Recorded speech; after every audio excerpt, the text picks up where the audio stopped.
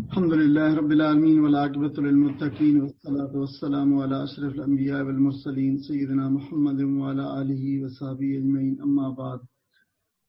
أعوذ بالله من الشیطان الرجیم بسم اللہ الرحمن الرحیم۔ میرے عزیز بھائیو، اللہ تعالیٰ کی فضل و کرم سے انشاءاللہ تعالیٰ اس رمضان المبارک میں 2020 کے رمضان المبارک میں ہم اللہ تعالیٰ کی توفیق سے قرآن پاک کے 30 پاروں کا خلاصہ اور اس کے اہم مضامین انشاءاللہ تعالیٰ روزانہ ہم بیان کریں گے۔ اس سلسلے میں آج انشاءاللہ تعالیٰ ہم پہلے پارے کے مضامین کا جائزہ لیں گے۔ پہلے پارے کے اندر جو ہے یہ سورہ فاتحہ سے شروع ہوتا ہے اور سورہ فاتحہ سے کے بعد سورہ بقرہ شروع ہوتی ہے۔ تو سورہ فاتحہ آپ کو اس کے بارے میں آپ سنتے رہتے ہیں، بہت اہم سورت ہے قرآن پاک کی۔ اسے فاتحہ کا نام بھی جس کے نام سے ظاہر ہے کہ وہ چیز جس سے کسی چیز کا آغاز کیا جائے، اور یہ اس لیے کہ اس کے قرآن پاک کا آغاز جو ہے اس سے ہوتا ہے۔ یہ کوئی پہلی صورت نہیں ہے جو قرآن میں نازل ہوئی ہے، بلکہ یہ پہلے جو ترتیب موجودہ ترتیب ہے جسے نبی کریم صلی اللہ علیہ وسلم کے حکم کے مطابق جس کو ترتیب دیا گیا ہے، تو اس میں یہ پہلی صورت ہے۔ اور اس کی نزول جو ہے وہ اگرچہ ابتدائی صورتوں میں ہے لیکن یہ پہلی صورت نہیں تھی۔ اس کی افادیت کے پیش نظر اور اس کی جو اہمیت ہے اور اس کے اندر جو مضامین ہیں ان کی اہمیت کے پیش نظر مفسرین نے بہت سارے ناموں سے پکارا ہے، اور جو صورتوں کے نام دیے جاتے ہیں مختلف، ان کو اسی وجہ سے دوسرے نام دیے جاتے ہیں۔ اگرچہ جو قرآن میں صورتوں کے نام دیے گئے ہیں وہ بہت حد تک ایک علامتی اور سمبولک ہیں، ان میں مضامین ہیں، لیکن جو دوسرے نام دیے جاتے ہیں صورتوں کے، ان کو صورتوں کے خصائص کی بنیاد پر ان کو نام دیا جاتا ہے، اور اسی وجہ سے اس کو مفسرون نے بہت سارے ناموں سے یاد کیا ہے، جن میں مثلا ام القرآن ہے، قرآن کی ماں، سورہ دعا ہے، یہ ساری سراپا پوری کی پوری، سراپا تو شاید مناسب نہیں ہے لفظ، لیکن یہ ساری کی ساری شروع سے آخر تک جو ہے یہ ساری سورت دعا کی صورت ہے۔ یہ سورت شفا ہے، حدیث سے ہمیں پتہ چلتا ہے۔ یہ سورت صلاۃ ہے کیونکہ سورت اس کے بغیر نماز نہیں ہوتی، ہر صورت میں ہر نماز میں ہم اس کو پڑھتے ہیں، ہر رکعت میں اس کو پڑھتے ہیں۔ یہ اساس القرآن ہے جو قرآن کی بنیاد ہے، یہ اس کو الکافیہ ہے، اس کو الحمد بھی کہا جاتا ہے، سوا مسانی کے نام سے بھی قرآن میں اس کو یاد کیا گیا ہے، تعلیم المسلہ، الکافیہ، بہت سارے ناموں سے اس کو جو ہے وہ یاد کیا گیا ہے۔ اور یہ پوری کی پوری صورت نبی اکرم صلی اللہ علیہ وسلم پر ایک ہی بار میں جو ہے وہ نازل ہوئی تھی۔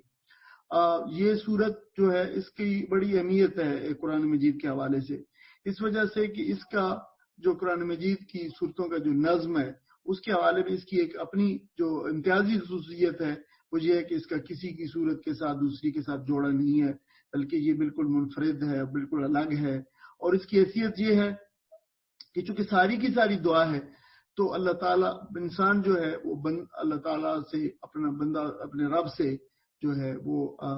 دعا مانگتا ہے، اور یہ اللہ تعالیٰ کا خاص کرم ہے کہ اس نے ہمیں یہ صورت، اس صورت کے الفاظ کی صورت کے اندر، اس صورت کے الفاظ جیسے ہیں اس صورت میں اللہ تعالیٰ نے خود ہمیں سکھایا ہے کہ ہم کیسے اللہ تعالیٰ سے جو ہے وہ دعا مانگیں، کیسے اللہ تعالیٰ سے کیا چیز اللہ تعالیٰ سے مانگیں، اور یہ اللہ تعالیٰ کا خاص کرم ہے۔ اور اسی وجہ سے حدیث میں آتا ہے کہ اس جیسی کوئی صورت دوسری اس سے پہلے کی جو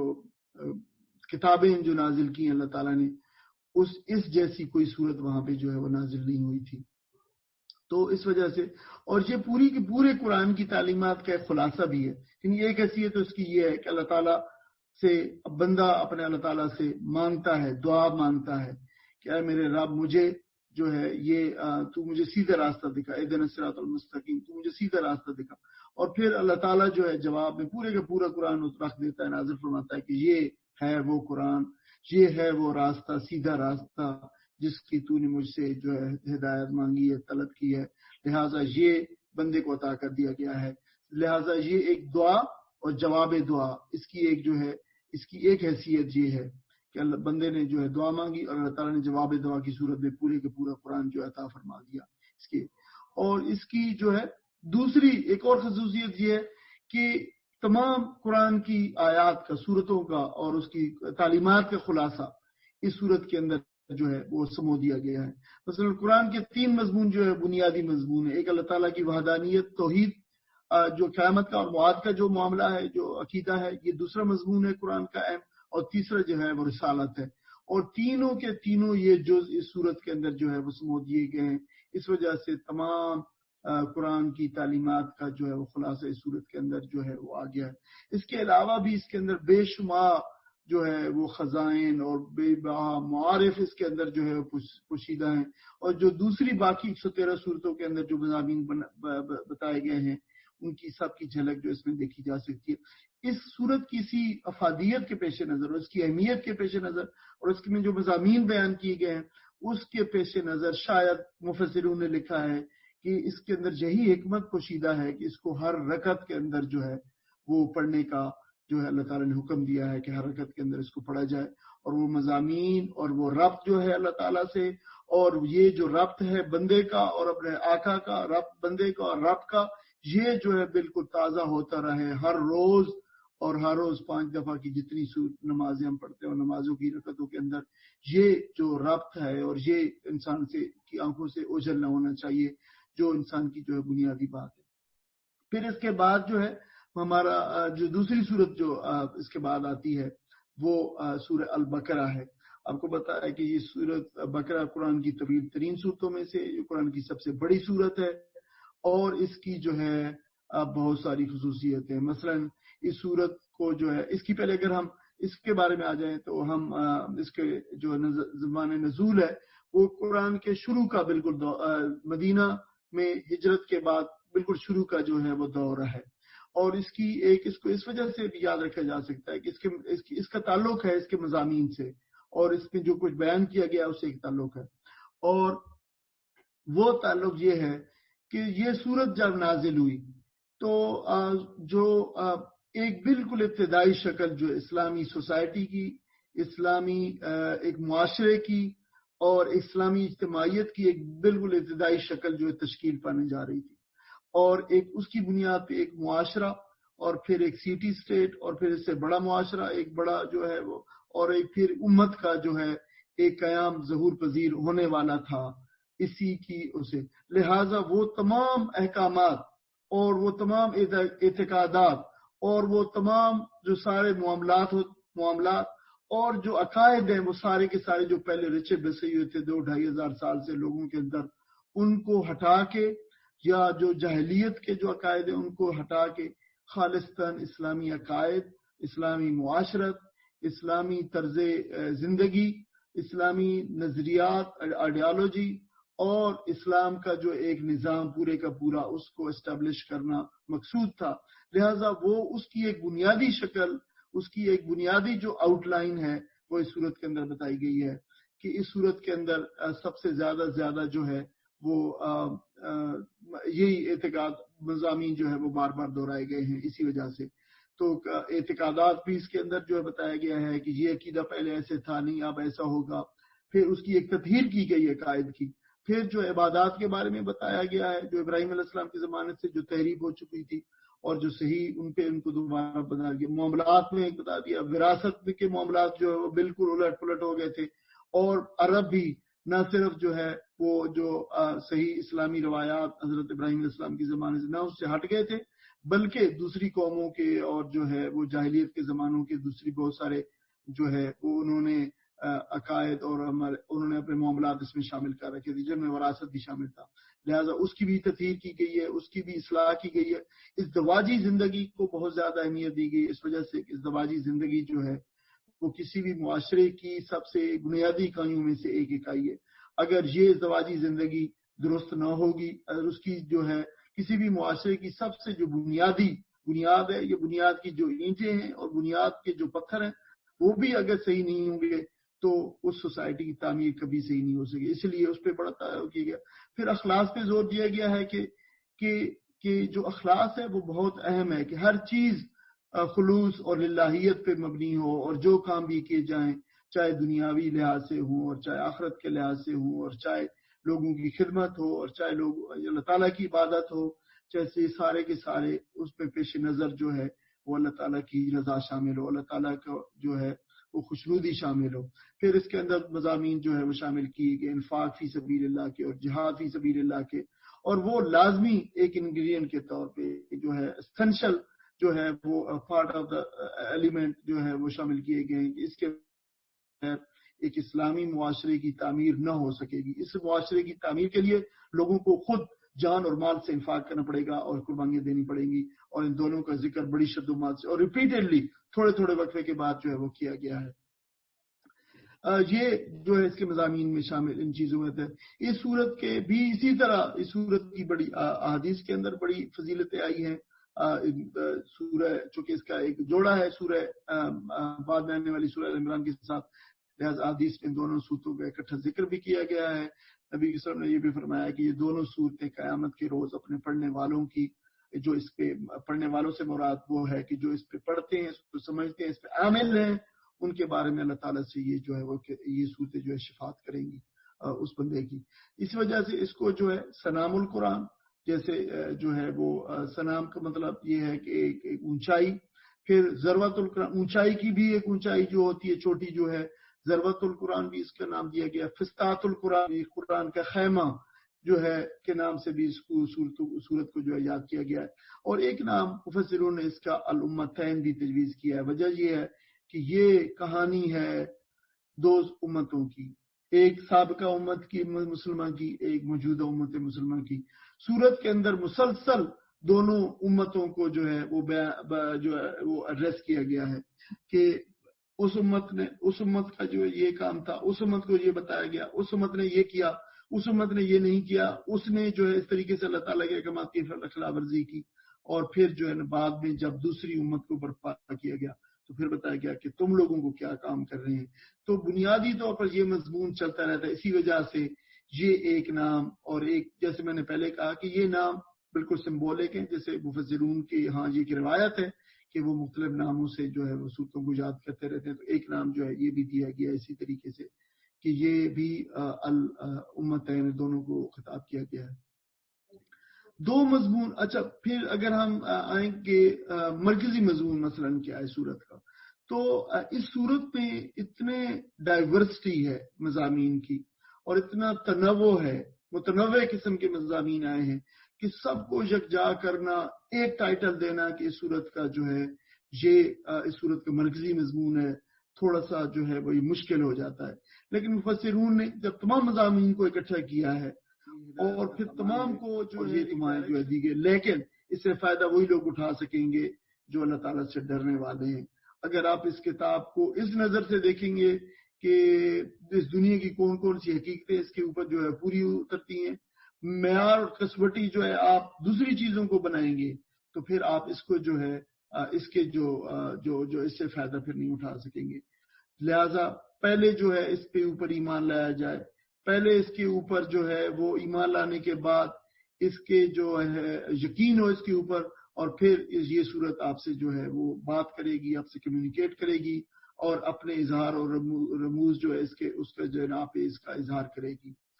یہ شروع کے اندر جو, اور یہ بہت بڑا معجزہ بھی ہے کہ اللہ تعالیٰ نے کہا کہ یہ کتاب جو ہے وہ اس میں کوئی شک و شبہ نہیں ہے, یہ غیر متبدل ہے, اس کے اندر جو ہے وہ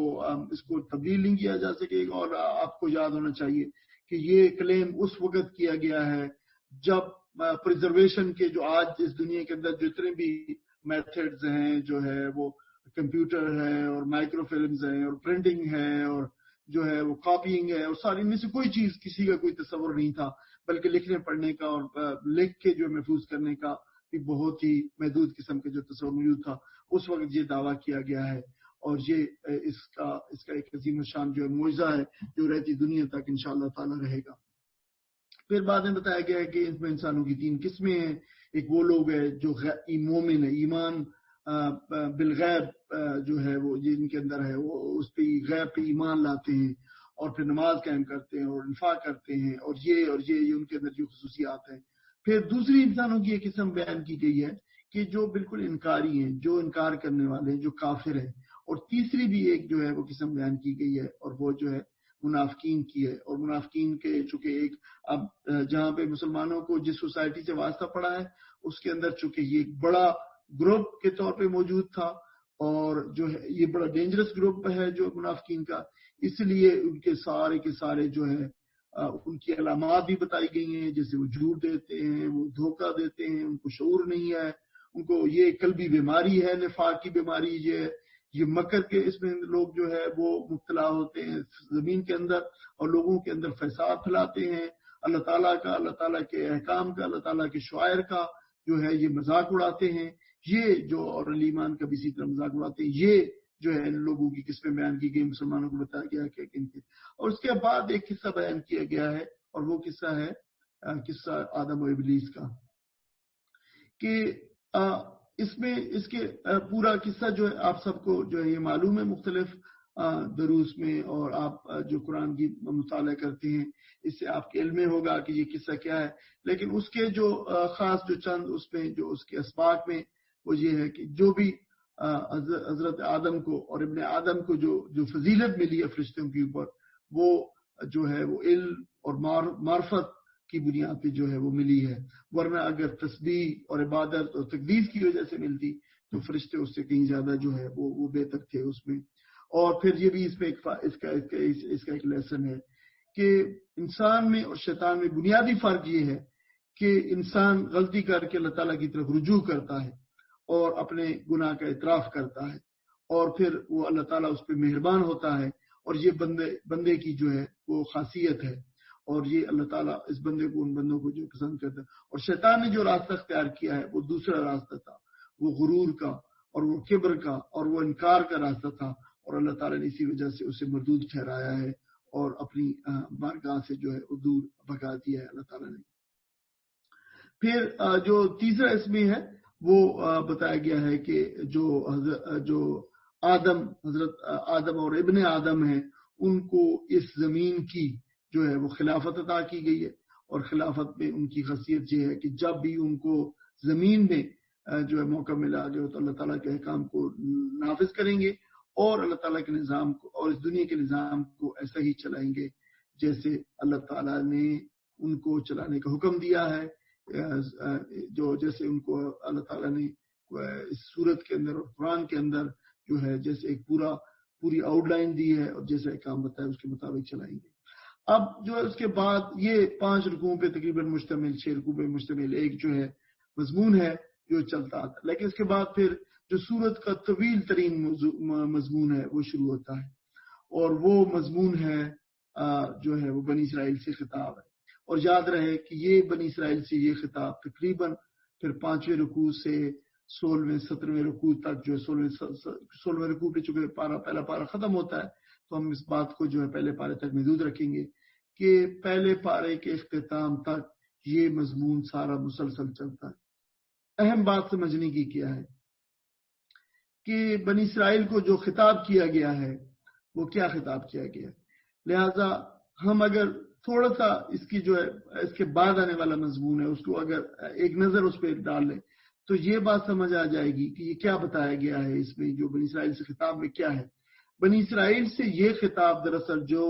11 رکوع میں غالباً یا 12 رکوع میں یا 10 سے 12 رکوع میں جتنا بھی چلتا ہے،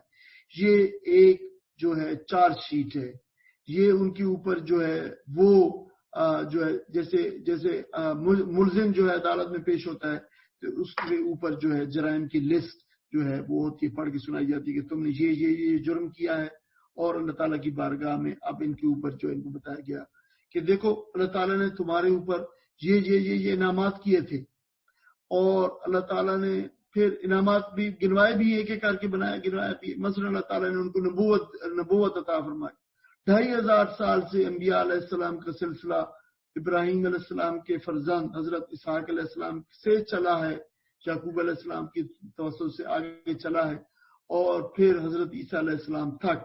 2500 سال یہ ہوتے ہیں۔ ان 2500 سالوں میں بے شمار ہزاروں انبیاء علیہ السلام جو ہے ان کی طرف بھیجے گئے، انبیاء نبوت عطا فرمائی، ان میں بے شمار بادشاہ عطا فرمائی اللہ تعالیٰ نے، ان کو دنیا کے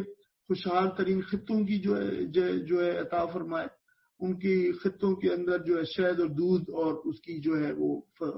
کی واقعی کی سرزمین جو ہے وہ کہلاتی تھی جہاں پہ ان کو اللہ تعالیٰ نے جو ہے جگہ عطا فرمائی۔ پھر ان کے اندر جو ہے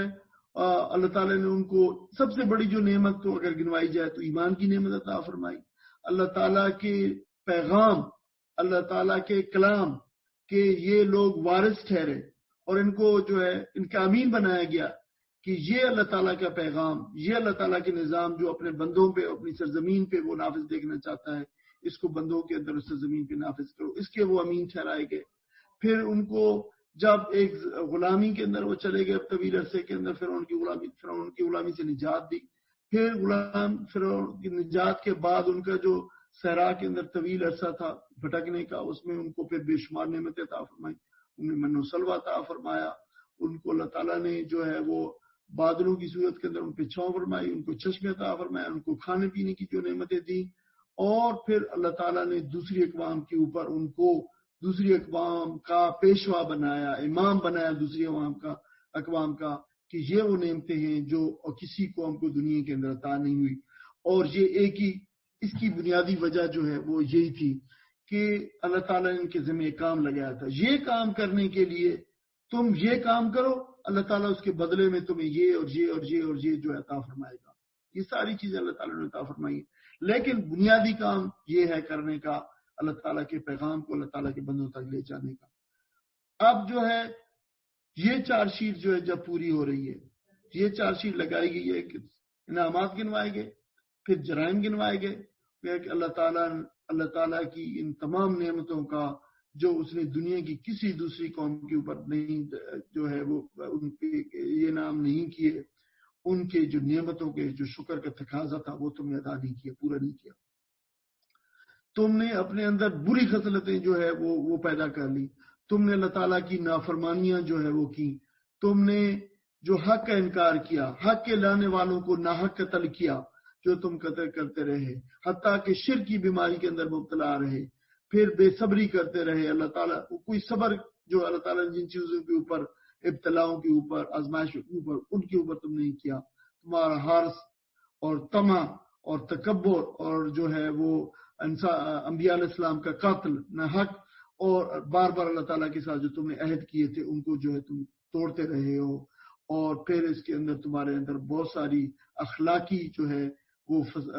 رذائل بھی تمہارے اندر پیدا، ان میں بغض اور حسد اور جادو اور کہانت جو ہے وہ مبتلا ہو گیا۔ اور سب سے بڑا کام تمہارے ذمہ لگایا تھا امر بالمعروف کا و نہی عن المنکر کا۔ اس جو سوسائٹی کے اندر، کسی سوسائٹی کے اندر جو ایروژن ہوتی ہے، جو نیکیوں سے دوری اور شیطان کے راستے کی طرف، اور جو راستے، اس کو جو ہے